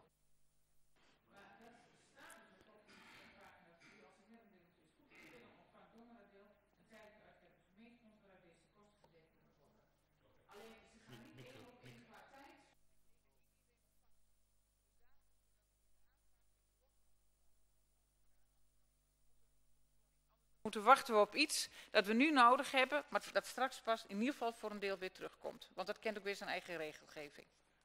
Die één ding omdat je je vastzetten, want ik denk één ding is wel belangrijk, je wordt heel iets zijn. En de in hier van tijdelijk extra personeel, zowel voor het sociaal domein als ook voor het begeleiden van de ambtelijke fusie. Ik roep me even in herinnering, vliegen hier in deze tijd, dat wij toch wel een les kregen hier, en dat is ook een rapport best van Lex Bruin. En wij dachten van, wat ben jouw woorden, heer de Vries, van kennen we dat zelf net? Nou, heel duidelijk weer, dat kennen we zelf net. En al te kloek Scheurdebroek zegt dan, als we inderdaad geen middelen voor aanwenden, of het net goed doen, dan betalen we het dubbel en dwars weer om. Dat zit hier dus ook in, het rapport Lex Bruin en het leereffect zit hier ook in. Nou, daar kun je wat van vinden, maar het zit erin. Ja, ik wil van naar mevrouw Klinkenberg, want die zit al een jaar langer te wuiven. Nou ja, nee, ik blijf... ik kom terug toch op dat accountantsrapport. En als lid van de financiële commissie onderstreep ik het nog even extra hoe moeilijk het geweest is bij het ministerie, bij de gemeente, om het op deze manier goed voor elkaar te krijgen. Dus natuurlijk hebben wij liever geen extra externe, maar wil het goed werken, daar gaat het om. Dan vind ik dat het in dat rapport heel goed uitgelegd wordt. En zou ik heel graag willen, wat ik al zei, dat we een lijstje krijgen waar het dan naartoe gaat. Daar wil ik me bij laten. Die toezegging ligt, die krijgt u, dat vissen we er even uit en dat sturen we dat u toe. En nog even, als het gaat om die, dat moeten dus wel frictiekosten die één op één samenhangen met de ambtelijke fusie. Die kun je als herindelende gemeente terugvragen. Dus die tijdelijke middelen voor het sociaal domein, voor een deel dus uit het bestaande budget, voor een deel waar het niet toereikend is, maar wel noodzakelijk om die boel op orde te brengen. Dat zijn kosten die losstaan van de ambtelijke fusie, want die moeten sowieso gebeuren. Dus die kun je niet als frictiekosten inbrengen. Maar dat wat ingebracht kan worden, gaan we natuurlijk inbrengen. Even kijken, nou, die vaststelling en die hele route, naar aanleiding ook van de opmerkingen van de heer Van Aarden, hebben we het zojuist over gehad. Vinger aan de pols, kan ik me voorstellen, het gaat om grote bedragen, alles ook aan gelegen en dat is ook een reden van ook van de raad geweest en terecht om te zeggen die tijd van een GR en vervolgens overgaan naar die bestuurlijke eenheid, daar is ons alles aan gelegen, omdat je gewoon als raad gewoon een tijd lang toch verder vanaf al dat soort zaken zit. Dus dat kunnen we ons ook goed voorstellen. Er komen wel tussentijdse rapportaties zoals we die ook in ons eigen gemeentelijk systeem kennen. En daar kan dus ook heel goed gerapporteerd worden over de inzet van die tijdelijke middelen. En het lijkt me ook heel logisch dat dat ook gebeurt. En als u dat nog expliciet als zienswijze benoemd wil hebben, nou, voorzetje heb ik gegeven. Misschien dat u daar nog iets mee kunt, dat we dat in ieder geval ook op terugkomen. Zodat u langs die weg in ieder geval wat vinger aan de pols kunt houden. Hoe komt want we hebben dus ook gezegd, en dat is ook wel een lastig punt geweest met de BOR. Want daar hebben we natuurlijk ook mee te maken, afspraken die daarmee gemaakt worden. Wat ook noodzakelijk is, ook om die fusie voor elkaar te krijgen. En ook die plaatsingsprocedure, waarvan de eerste fase binnenkort ook is afgerond. Omdat ook voor elkaar, moeten er ook afspraken worden gemaakt. En vanuit de BOR geredeneerd, ja, is het ook wel logisch dat men daar huiverig kijkt van ja, dat terugverdienen, als er nu extra uitzetting is, betekent dat er op korte termijn weer die organisatie wordt uitgeknepen. Chargeer ik even, maar dat geeft even weer de posities van de verschillende partijen weer, waar ook het DB natuurlijk mee te dealen heeft. Maar we hebben gezegd, als het gaat om die gefaseerde het terughalen van die tijdelijke uitzetting, wat moet leiden tot uiteindelijk een structurele besparing na een aantal jaren. Het spoort natuurlijk ook met wat deze raad zelf ook heeft uitgesproken over bezuinigingen op het personeel in een aantal jaren. We schuiven dat wel op in de tijd, maar die intentie was er ook vanuit deze raad. Dus wij vonden als college ook dat we daar ook wel terdege rekening mee hebben te houden. Daar lag ook niet echt een plan onder hoe dat dan zou moeten. Maar we hebben hier gezegd, er zijn 3 bronnen op basis waarvan wij het reëel vinden om in ieder geval nu, en we komen daar volgend jaar komen we daar bij de begroting 2018 uitgebreider op terug. Maar zoals wij het nu kunnen inschatten, lijkt het ons echt realistisch om op basis van dat proces van slim samenwerken, de heer Vebber stelde daar ook nog een vraag over, de harmonisatie van beleid en van processen, plus een eerste verkenning die is gedaan als een soort van benchmark, hoe dat bij andere fusietrajecten in gemeentes is ingegaan en waar je dan eventueel de bezuiniging kunt vinden. Daar zijn we niet aan de meest uitbundige kant gaan zitten, want dan loop je gelijk alweer een risico. Maar de optelsom van die 3 sporen maakt, dat we zeggen, die 5% waar nu op gezet, dat is wat ons betreft een realistische aanname. De verfijning daarvan vindt volgend jaar plaats, maar we zeiden het kan niet zo zijn dat we nu met een conceptbegroting komen waarin alleen maar uitzettingen zijn en niet een eerste perspectief op een structurele terugverdienen. Nou, dat is ongeveer het verhaal. De heer De Vries. Ja, voorzitter, want dan kom ik wel weer om. Dan is dit dus een ambitie. Dan is dit dus iets wat wij als een soort taakstellend iets aasten dus oplezen, 4% en dus dan zo'n ton, 1,4 miljoen, 2,1 miljoen. En dan sluit me om bij wat jij dus zei, dus ik geloof door de heer Van der Aar.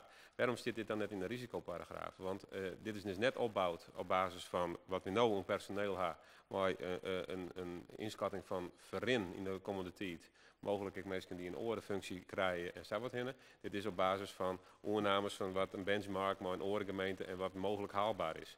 En daarmee, zeg ik weer, wat ik vorige keer niks zou aan gaat een bezuiniging op personeel, daarmee rennen wij een heel groot risico. En wij zullen heel graag zien dat die onderbouwing er wel komt, dat we echt zeggen van waar hebben we in huis, waar gaan er maar titelijk aansten in de rin van de tijd uit. En wat is op basis daarvan reëel? Want ik denk dat als dat een jong kan luisteren, is minder risico's erin. Maar dat kan op dit moment echt niet.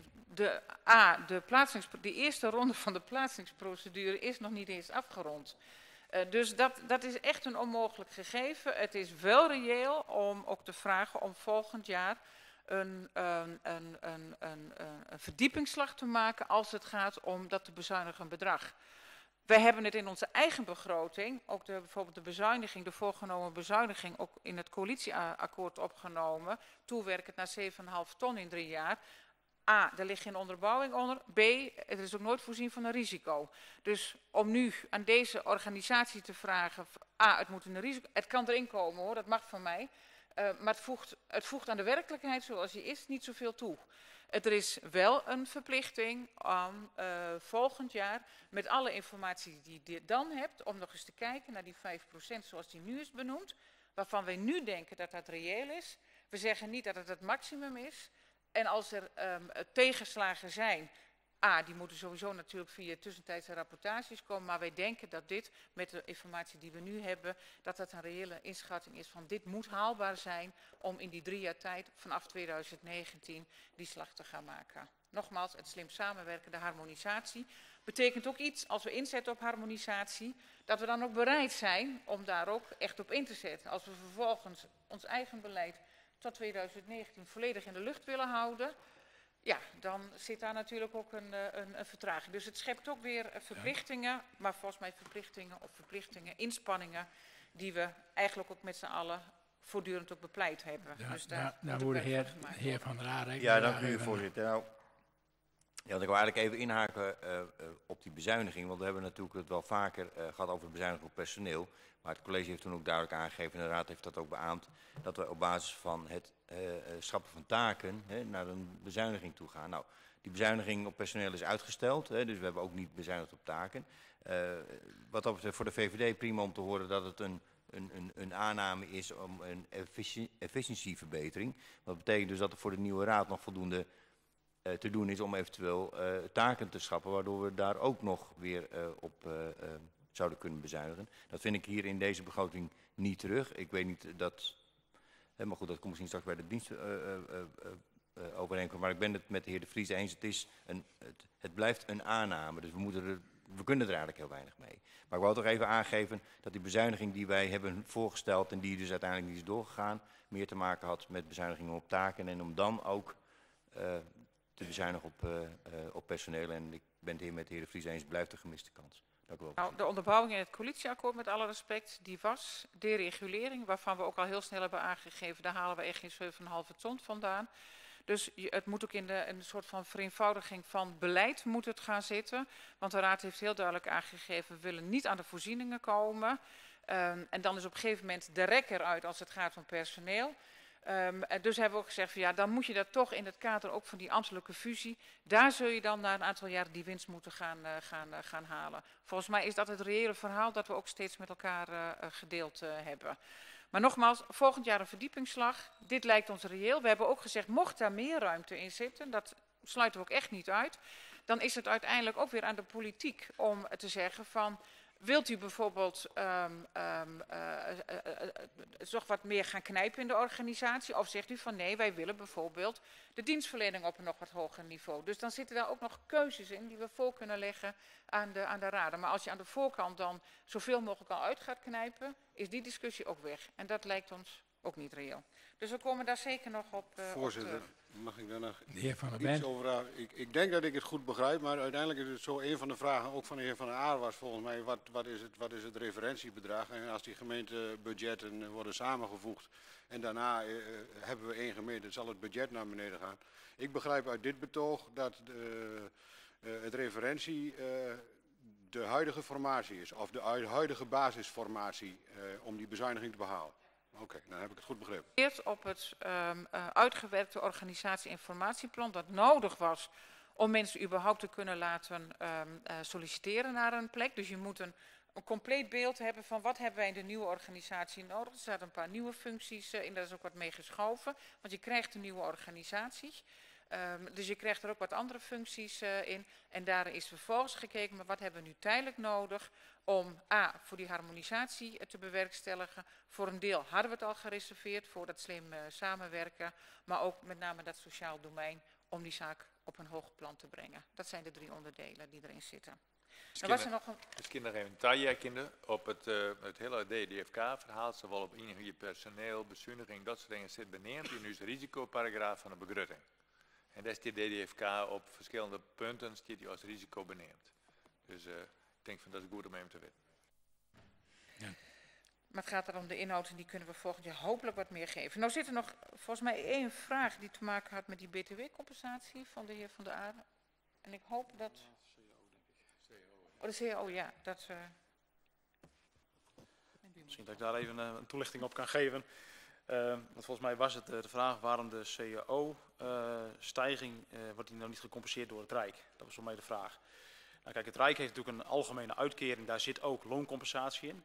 Dat wil niet zeggen dat die looncompensatie 1 op 1 de CO van de gemeentes is. Daar zit niet een directe relatie bij. Het Rijk heeft een aparte CO, de provincies hebben een CO, de gemeenten hebben een CO. En het Rijk heeft een algemene uitkering waar ze op basis van CPB-cijfers een compensatie doen voor loonstijgingen. Dus daar zit niet een 1 op 1 relatie tussen.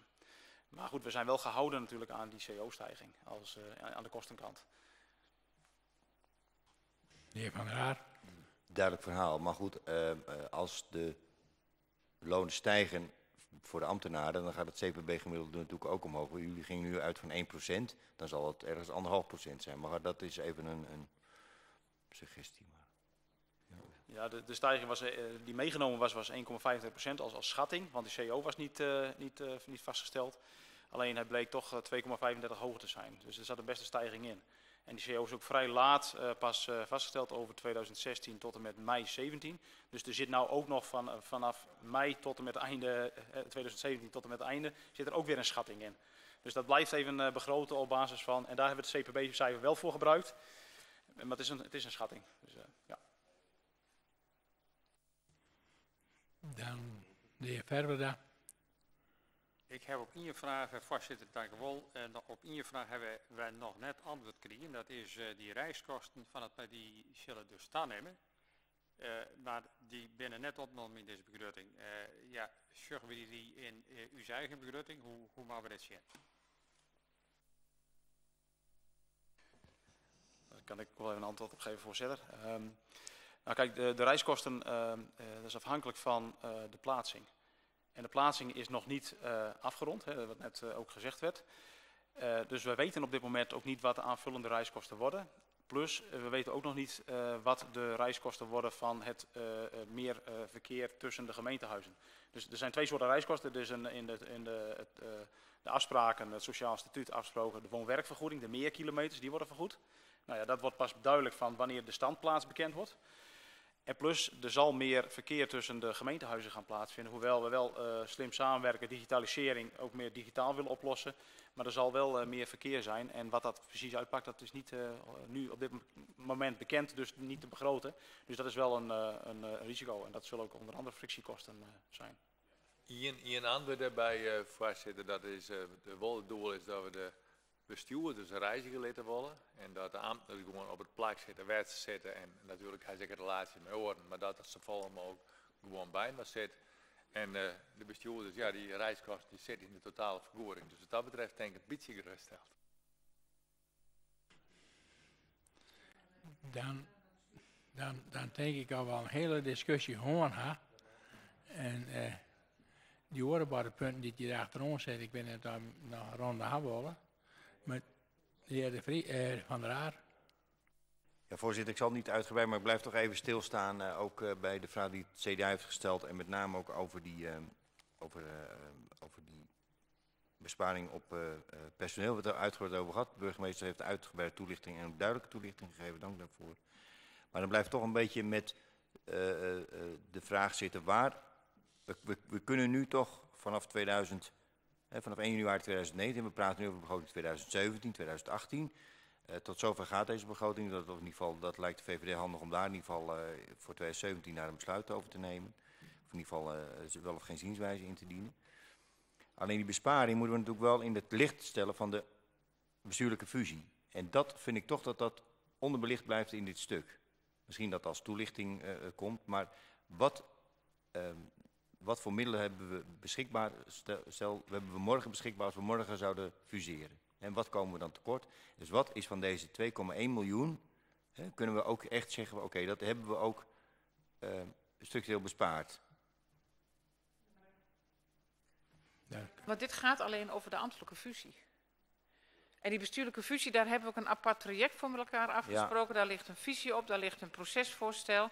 Daar hebben we ook voor de ondersteuning van het projectbureau en dergelijke, heeft u het krediet beschikbaar gesteld. En dat loopt, in ieder geval tot aan de dag van vandaag, loopt het zoals afgesproken. Voorzitter, maar dan, of ik leg het niet goed uit, of ik krijg gewoon niet de goede antwoorden waar het mij om gaat. Met dit ambtelijke apparaat, ja, die ambtelijke fusie die we nu voorbereiden, deze ambtelijke apparaat, wordt straks ook ons ambtelijk apparaat naar de fusie. Dus daar ligt het causale verband. Dat u zegt van ja goed, de bestuurlijke fusie moet allemaal nog en moet dit. In dit stuk wordt al gerept over een besparing van 2,1 miljoen in 2020. Terwijl we dan al gefuseerd zijn. Dan moet u ook niet zeggen van, dan moet u gaan met de structurele bezuiniging op personeel tot en met 2018. Want dat is wat u om vraagt. Maar in ieder geval wordt er een doorkijk gegeven van luister daar ergens over 2 jaar hebben we 2,1 miljoen. Laat me even uitpraten. Nee, maar... Ja, maar dan kunnen we toch niet nu al, want u houdt voor, nou dat kan, en misschien is het ook wel meer, misschien is het ook wel minder. Alleen dan zeg ik maar, als we dan die 2,1 miljoen willen afsteken tegen de begroting, dan zullen we ook moeten weten wat we aan begroting beschikbaar hebben. En dan heb ik liever dat u zegt van nou, schrap die 2,1 miljoen, maar we houden het gewoon bij 7 ton. 2019 trouwens valt er dan ook niet binnen en dan hebben we het daar dan pas over. Kijk, wat u zegt van, stel, het college zegt van, die 2,1 miljoen, die is haalbaar. En ik zeg van, maar wat besparen we ons aan werk? En misschien gaat de bijdrage van de gemeente om met 3 miljoen naar beneden. En dan komen we 9 ton tekort. Voorzitter, een simpel antwoord. Het feit dat wij bestuurlijk fuseren, ben we van plan. Maar het is nog net zo. En een procedure is ervoor om u te zien of dat wel of net barren zal. En dat weten we nog net. Dus daar meest net op voor uitrennen. Daarom is dit alleen. Stel dat we bijvoorbeeld alle 4 jaar dan aparte gemeentes blijven, dan geldt het ik en daar geldt dat voor. Een doorkijkje wat deze ambtelijke organisatie, waarvoor we nu de kosten gaan bepalen en zo goed mogelijk inschatten op basis ook van het hele organisatie-informatieplan. Daar geven we een doorkijkje wat naar ons idee op dit moment een reële inschatting is wat daar structureel voor terugverdiend kan worden. Op een organisatie die als alles goed gaat vanaf 2019 niet meer voor 4, maar voor 2 gemeentes gaat werken. En over die kostenverdeling, nou daar gaan die dienstverleningsovereenkomsten over. Die nu nog, want het gaat gewoon voorlopig nog om 4 gemeenten. En dat verandert weer in de aanloop naar 2019. Dus het gaat om de kosten van een organisatie voor 4 en later voor 2 gemeenten. En daarvan hebben wij gezegd, het kan niet zo zijn, inderdaad aansluitend bij wat de heer Van der Ploeg zegt. Stel nou dat we niet zouden gaan fuseren, dan hebben we die ambtelijke organisatie nodig voor 4 gemeenten. In ieder geval de komende jaren.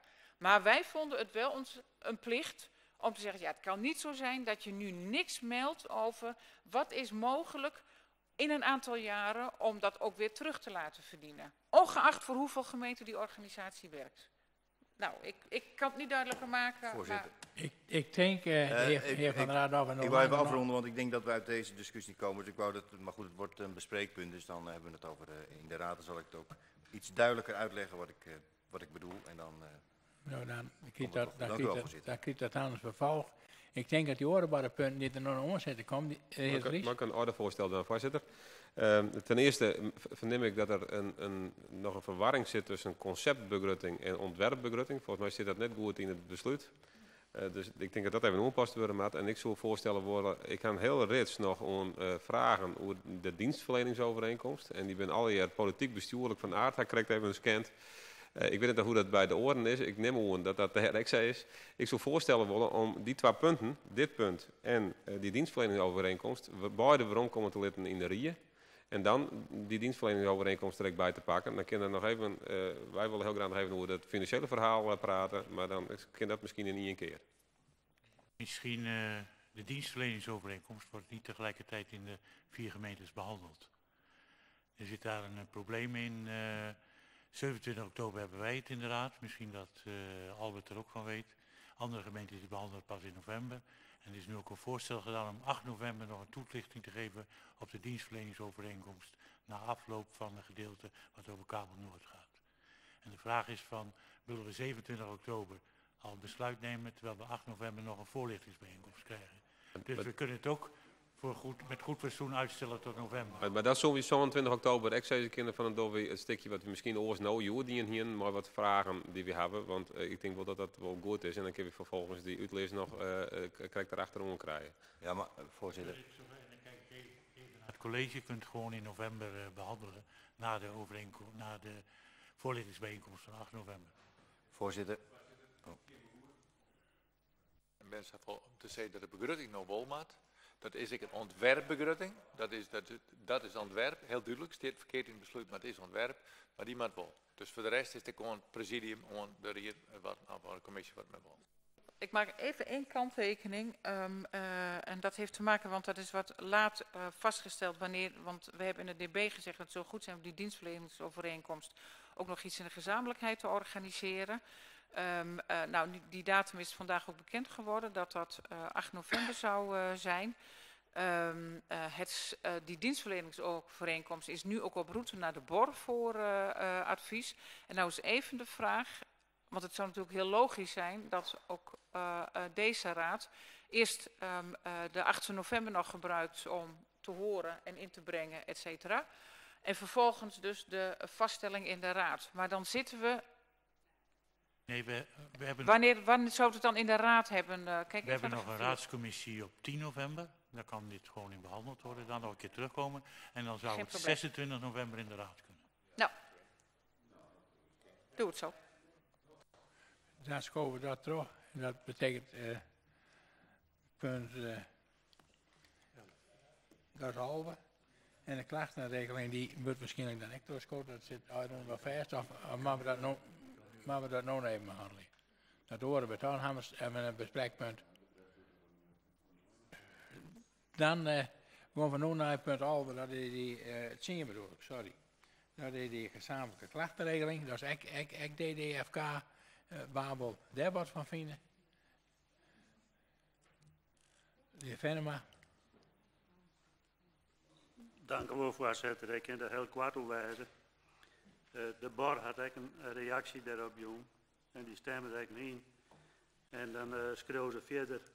Verder ziet de BOR graag de interne klachtenprocedure tegen onrechtvaardige behandeling in de werksituatie nog tegemoet. En mijn vraag is dan, komt die ook bij die gezamenlijke klachten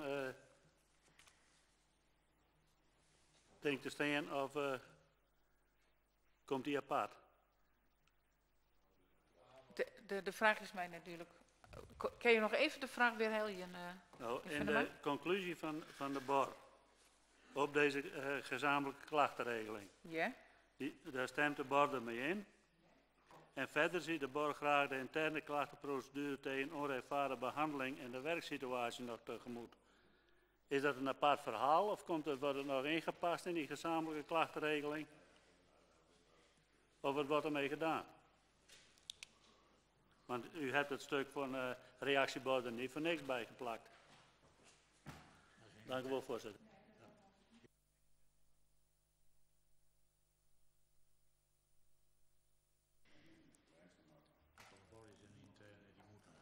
Dit is wat vastgesteld wordt met een doorzuitviering. En dat was ik graag ha. Dus dat is een uitwerking van dit verhaal. En dat boer heer Breusmeek zei. Dit is een extern werkende regeling, klachtenregeling. En die andere van de BOR is een intern, die moet nog.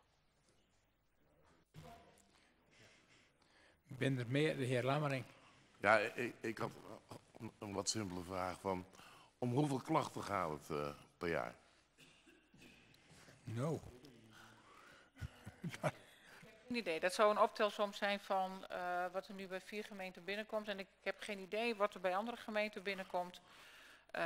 Ik kan me namelijk niet voorstellen, dan maak ik het even af, want mijn hoofd klopt nog een beetje, dat het om honderden klachten gaat. En, dus dan denk ik van ja, dat kan prima naar de ombudsman. Alleen bedenk ik me wel iets, en nou word ik wat scherper gelijk, want daar heb ik al meer gevraagd. Hoe zit het eigenlijk met de kinderombudsman? Ja, dat is een punt, dat is hier net nog wel toch. Ik denk... Oh. Nee, dat snap ik wel, maar ik zei net even, en nou word ik ineens wat scherper, want we hebben door een deel mensen sociaal meer naar gevraagd. Hé, de nationale ombudsman, hoe zit het met de kinderombudsman, want die is er ook nog steeds niet. Ja, wij gaan het rondje en rond. Ben er geen opmerking meer over dit stuk. Dan ben we nu bij punt 12. Vaststelling van de hamerstukken en de bespreekpunten. Nou, met 2 bespreekpunten. En hier bespreekpunt en hier het komt later. Nee, ja, dat komt later. 8 en 9 zijn bespreekpunten, dacht ik. Dat is beschikbaarstelling, de scootjes en de begroting, DDFK. Oh ja. En de klachtenregeling is een hamerstuk. Ja. En de andere wordt doorgeschoven naar november. Dan ben we bij punt 13 naar de sluiting. Dan hebben we het dan vooral over kleren. Ik denk, nou, dit wordt nou een latertje. Maar als we de avondvlat ook gaan, ik zeg je dank voor je inbreng en dat nog van heel veel na weken.